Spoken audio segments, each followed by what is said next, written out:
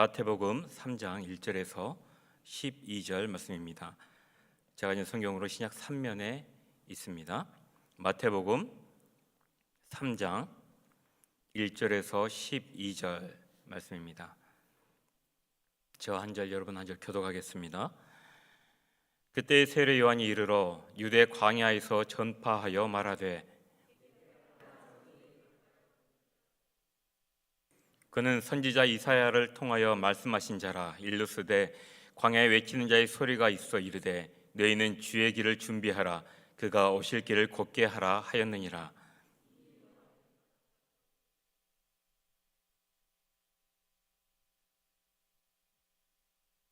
이때 예루살렘과 온 유대와 요단강 사방에서 다 그에게 나와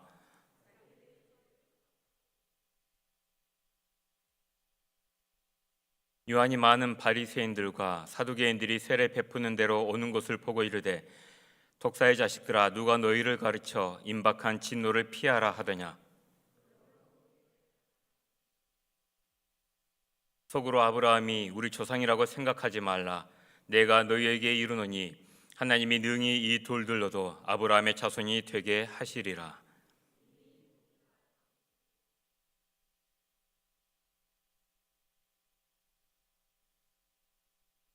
나는 너희로 회개하게 하기 위하여 물로 세례를 베풀거니와 내 뒤에 오시는 이는 나보다 능력이 많으시니 나는 그의 신을 들기도 감당하지 못하겠노라. 그는 성령과 불로 너희에게 세례를 베푸실 것이요 손에 키를 들고 자기의 타작마당을 정하게 하사 알곡은 모아 곳간에 들이고 쭉정이는 꺼지지 않는 불에 태우시리라. 아멘. 어느덧 2025년이 지나가고 이제 2026년 첫 주가 되었습니다. 이제 우리가 싫든 좋든 그것과는 상관없이 우리는 다시금 2026년이라는 한 해를 최선을 다해 살아가야만 합니다. 하나님께서 이전까지 우리의 삶을 은혜로 수료하게 하신 것처럼 앞으로 저와 여러분은 계속되는 주님의 은혜로 또 다른 삶의 과정을 인내하며 기다림으로 살아가게 될 것입니다. 먼저 여러분에게 낭낭한 목소리로 시 한 편을 들려드리겠습니다. 혹시 연어라는 동화를 쓴 안도연 시인을 알고 모르시는군요. 안도연 시인이 1991년에 그대에게 가고 싶다라는 시집을 출간을 했는데 그 시집 안에 겨울숲에서라는 시가 있습니다.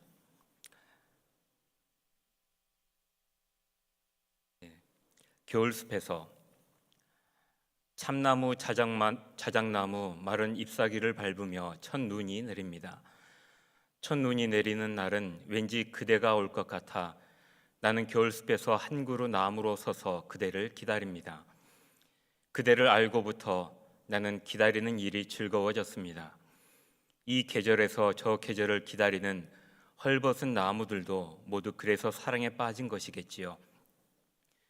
눈이 쌓일수록 가지고 있던 많은 것을 송두리째 버리는 숲을 보며 그대를 사랑하는 동안 내 마음속 헛된 욕심이며 보잘것없는 지식들을 내 삶의 골짜기에 퍼붓기 시작하는 저 숫눈발 속에다 하나 남김없이 묻어야 함을 압니다.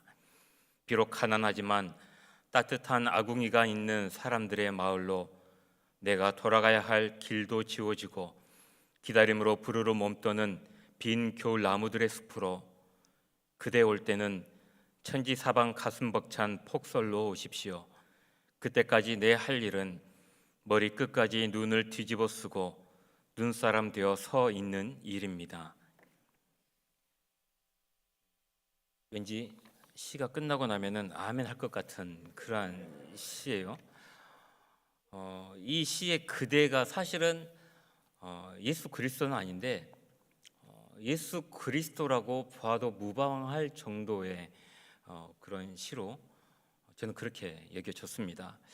이 시는 자신을 한 겨울숲 한 그루 나무에 비유를 하고 있습니다. 그러면서 겨울나무가 숲속에서 새 봄을 기다리는 것처럼 자신도 헛된 욕심과 보잘것없는 지식을 버리고 순수하고 변함없는 마음으로 언젠가 오실 사랑하는 임을 기다리겠노라고 그렇게 노래하고 있는 시입니다. 마치 어쩌면 사도 바울이 그렇게 자신이 가지고 있던 그 모든 것들, 모든 지식들을 배설물로 여겼던 것과 같은 그런 버림이 이 시인에게서 있었던 것 같아요. 이 시의 주제는 바로 오늘 말씀의 주제와도 매우 일치합니다. 오늘 본문 말씀에는 우리가 잘 알고 있는 세례 요한이 등장합니다.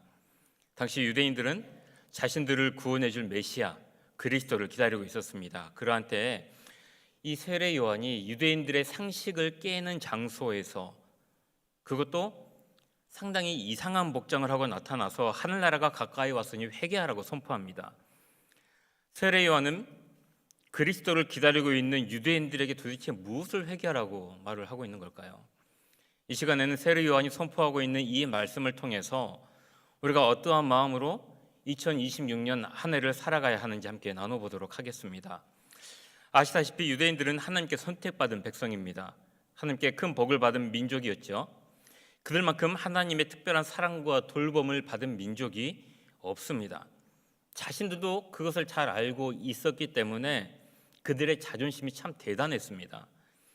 이것은 그들에게 있어 가장 위대한 자긍심이었죠. 그러나 그들은 선민의식에만 사로잡혀 있었습니다. 남들에게 존경받고 사랑받고 칭찬받고 인정받으려는 욕망에 이끌려 살았던 사람들이 바로 그들이었죠. 이로 인해 그들은 그들을 위한 하나님의 율법은 그들의 손발을 묶는 족쇄가 되고 말았고, 신앙은 그저 가지고 있어야 하는 메마른 관습이 되고 말았습니다. 그리고 하나님께 올려드리는 예배는 하나의 종교적인 의식과 형식이 되어버렸습니다. 하지만 하나님께서 원하시는 것은 이러한 메마르고 비틀어져 버린 틀에 물든 제사가 아니었습니다. 우리가 호세아 6장 6절에서도 확인할 수 있는 것처럼 하나님은 분명하게 말씀합니다. 내가 바라는 것은 변함없는 사랑이지 제사가 아니다. 불살라 바치는 제사보다 너희가 나 하나님을 알기를 더 바란다 라고 말씀하죠. 그리고 시편 51편 17절에서는 이렇게 말씀하십니다. 하나님께서 원하시는 제물은 찢겨진 심령입니다. 오 하나님, 주님은 찢겨지고 짓밟힌 마음을 멸시하지 않으십니다.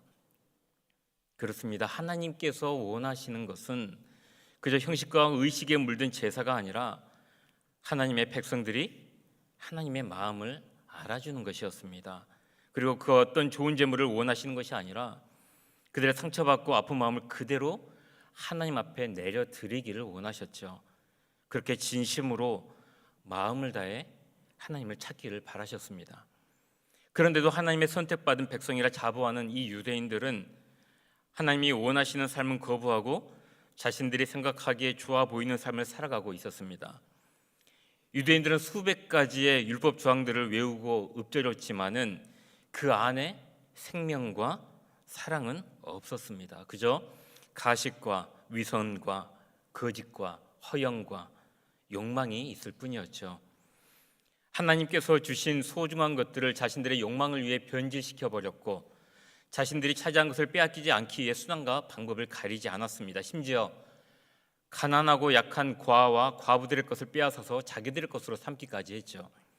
그러면서도 이들은 바리새인과 서기관들은 경건한 채, 거룩한 채, 정의로운 채 그렇게 하나님 앞에 회칠한 무덤처럼 겉보기에 참 좋아 보이는 모습처럼 살아가고 있었습니다. 이렇게 암울하고 어두운 때 어쩌면 겉보기에는 참 그럴듯해 보이지만 그들의 영적인 삶은 썩어 문드러져 있었던 이러한 영적인 어두운 시기에 예수 그리스도가 이 땅에 오셨습니다. 그런데 이 예수님보다 6개월 먼저 세상에 태어난 사람이 있습니다.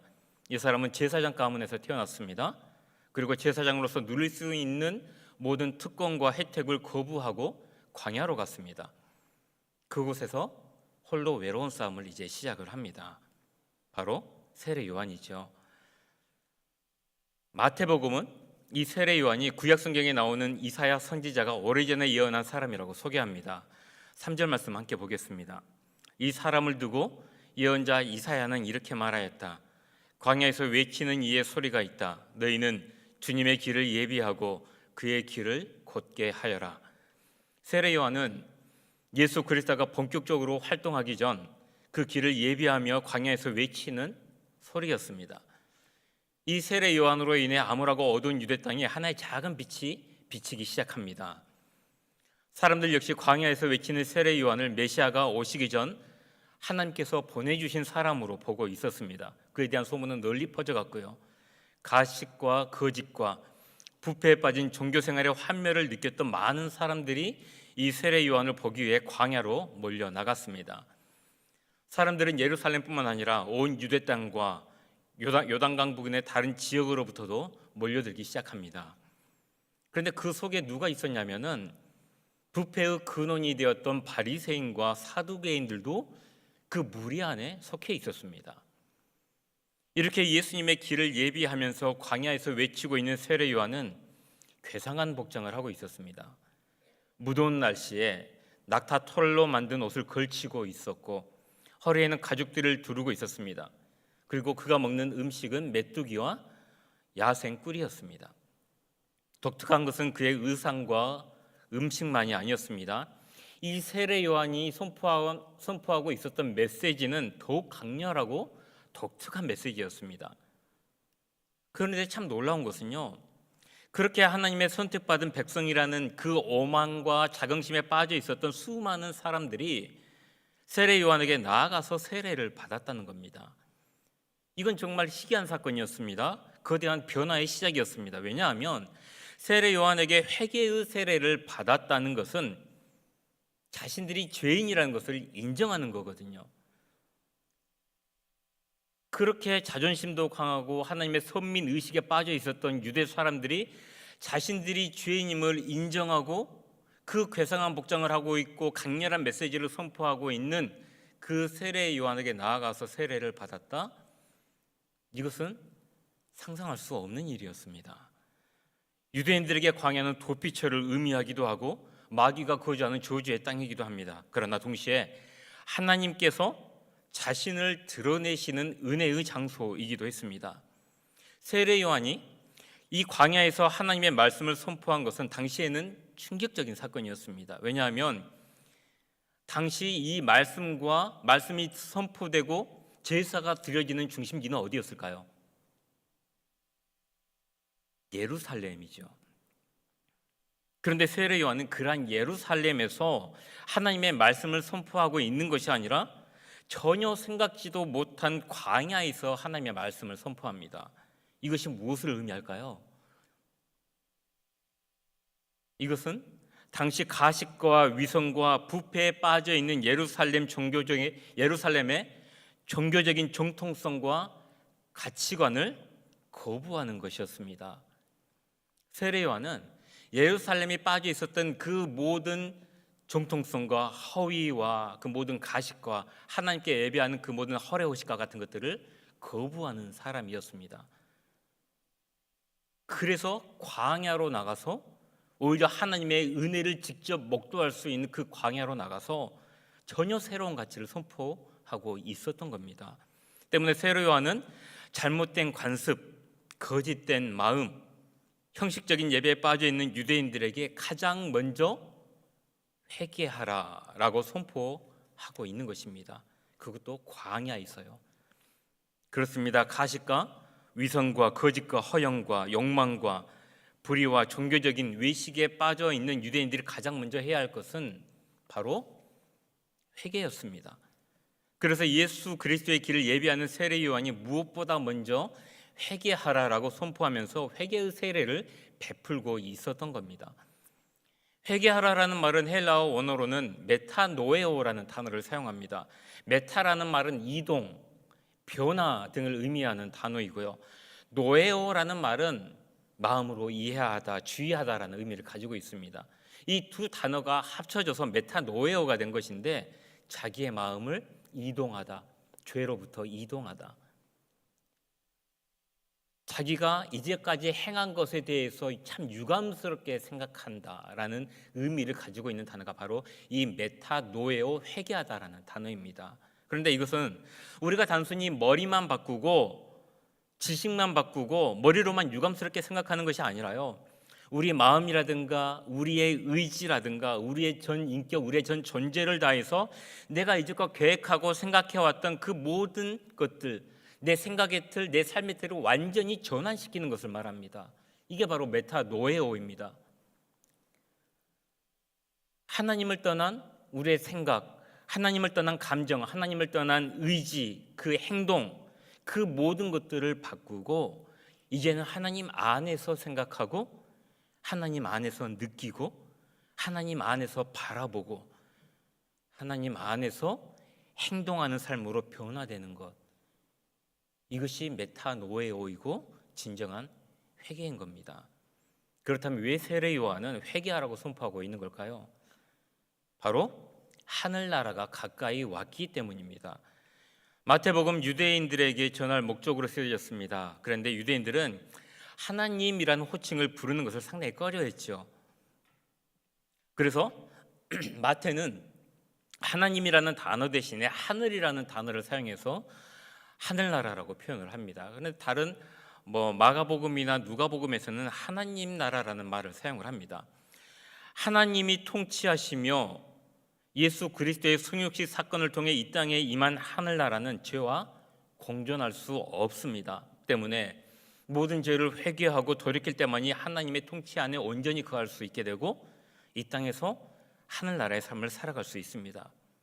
그래서 세례 요한은 하늘나라가 가까이 왔으니 너희가 하나님의 백성으로서 이 땅에서 하늘나라의 삶을 올바로 살아가고자 한다면 먼저 회개하라 라고 선포하고 있는 겁니다.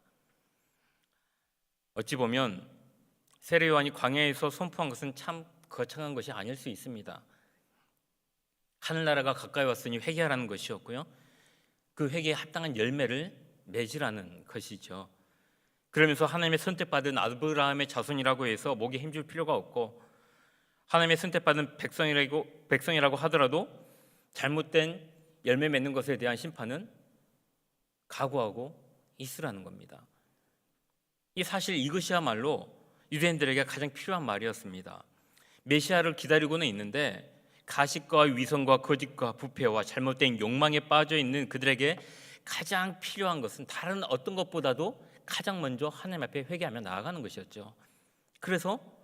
그리고 그 회개에 합당한 열매를 맺는 것이었습니다. 그렇다면 우리는 어떠한가요?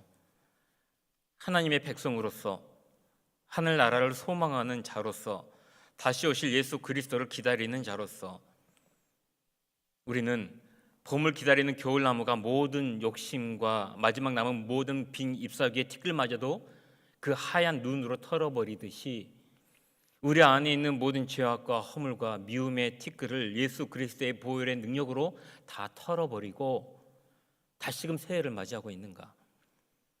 매일매일의 삶의 과정을 잘 수료하며 내일을 기다리고 있는가?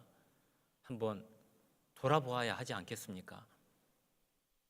사회생활을 할 때 우리는 우리보다 지위가 그리고 사회적인 위치가 높은 사람을 만나게 되면 그에 합당한 모습으로 준비를 하곤 합니다. 회사에 취직했을 때 그 회사의 회장을 만날 일이 생기면 온 힘을 다해 그에 합당한 준비를 하죠.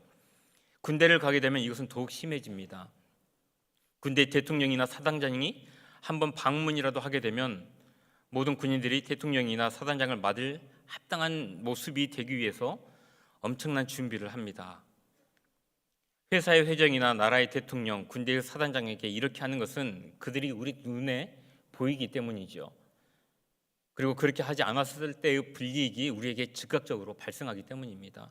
그런데 이들과는 비교할 수 없는 예수 그리스도를 기다리는 우리는 그에 합당한 준비를 하고 있는가? 어떤가요? 저 자신을 돌아보더라도 그런 준비는 참 소홀한 것 같습니다. 기다림에 기약이 없기 때문에 그렇습니다. 그리고 그렇게 하지 않았을 때 받게 될 심판도 우리에게 즉각적으로 발생하지 않는다고 생각하지요. 그렇게 기다리는 삶 속에서 오늘 말씀에 나오는 유대인들처럼 가식과 위선과 거짓과 부패와 잘못된 욕망에 빠져 있기는 우리 역시 다를 바가 없습니다. 이러한 때 우리는 도끼가 이미 나무 뿌리에 놓여 있다는 세례 요한의 말을 반드시 기억해야 하겠습니다. 10절 말씀입니다. 도끼를 이미 나무 뿌리에 갖다 놓았으니 좋은 열매를 맺지 않는 나무는 다 찍어서 불 속에 던지실 것이다. 아멘. 언제 하나님의 심판이 우리에게 임할지 우리는 알 수가 없습니다. 마찬가지로 언제 우리가 육체적인 죽음을 맞이하게 될지도 우리는 알 수 없습니다. 죽음은 나이를 따지지 않습니다. 그러므로 우리는 언제든지 다시 오실 예수 그리스도를 기다리는 준비, 우리의 육체적인 종말을 기다리는 준비를 하고 있어야 합니다. 그 준비는 우리가 온전히 회개하여 주에서 돌이키는 것으로부터 시작하고, 또 우리의 가식과 위선과 거짓과 부패와 잘못된 욕망과 종교적인 모든 외식을 버리고 우리가 예수 그리스도를 믿는 자들로서 올바른 삶, 열매 맺는 삶을 살아가는 것으로 절정에 이르게 됩니다. 그렇게 우리는 2026년 새해를 맞이해야 합니다. 8절 말씀입니다. 회개에 알맞은 열매를 맺어라. 여기서 열매는 바로 우리의 삶을 의지합니다. 예수님을 믿고 잘못된 과거에서 돌아섰으면 그것이 우리의 삶 속에서 열매로 나타나야 하겠죠. 우리 성도님들, 오늘로 딱 일주일이 지났습니다. 우리가 2025년을 보내는 송년과 새롭게 맞이한 2026년 새해는 세례 요한이 외쳤던 것처럼 진정한 회개로 마무리되고 진정한 회개로부터 출발해야 합니다. 그래야 온전히 새롭게 시작을 할 수 있습니다. 그리고 우리의 사랑하는 예수님이 이 땅에 다시 오시기까지 우리는 외롭고 춥고 고통스러운 겨울과도 같은 시간을 인내함으로 믿음을 지켜 나가야만 합니다. 나무가 열매를 맺기 위해서는 뜨거운 태양과 무서운 태풍과 어두운 밤과도 치열한 싸움을 해야 하죠. 이 모든 것들이 추운 겨울에 눈을 뒤집어 쓰고 봄을 기다리는 그 외롭고 고통스러운 기다림으로부터 시작이 됩니다. 여러 고난으로 인해 아직 채 연글지 못한 많은 조그마한 열매들이 무서히 많이 떨어질 때도 있습니다. 하지만 그 와중에도 나무에 매달려서 조금씩 익어가는 열매들도 많이 있습니다. 그렇게 나무는 좋은 열매들을 조금씩 맺어갑니다. 마찬가지입니다. 우리는 절대 쉽게 좋은 열매를 맺을 수 없습니다. 끊임없이 우리의 삶 속에서 죄와 싸워야 하고, 그럴 땐 가치관과 싸워야 하고, 우리의 잘못된 습관이나 바르지 못한 도덕적인 의식과 우리의 가식적인 모습과도 날마다 투쟁하며 싸워야 합니다. 내 고집과 내 욕심과 내 자존심과 우리 신앙의 못된 모습과도 싸워야만 합니다. 가끔 그러한 것들에 져서 땅바닥에 떨어질 때도 있지만 그래도 포기하지 않고 선한 일을 위해 끝까지 인내하며 싸워나가면 반드시 좋은 열매를 맺게 될 것입니다. 우리가 맺는 것이 아니라 하나님께서 맺게 하십니다. 이것이 믿음입니다. 우리에게 있어서 지금이라는 시간은 구원받은 하나님의 백성으로서 나에게 잘못된 것은 무엇인지, 그리고 지금 나의 삶이 하나님께 초점이 맞추어져 있는지를 깊이 생각해야 할 때입니다. 이러한 생각이 열매 맺는 삶의 시작이 되죠. 모두가 참 어려운 시기를 살아가며 한 해를 보내고 또 그렇게 새해를 맞이하고 있지만, 새해를 맞이하는 우리의 마음이 마치 사랑하는 임을 기다리는 겨울나무와 같은 그런 마음이었으면 좋겠습니다. 지나가는 시간과 함께 우리 안에 거짓되고 부패한 것은 다 버리고, 이제까지 우리를 둘러쌌던 모든 거친 것들, 모든 분열들은 다 버리고 이미 맞이한 새해를 순수하고 진실한 마음으로 살아가며 좋은 열매 맺는 우리 성도님들이 되시기를 간절히 소망하며 기원합니다.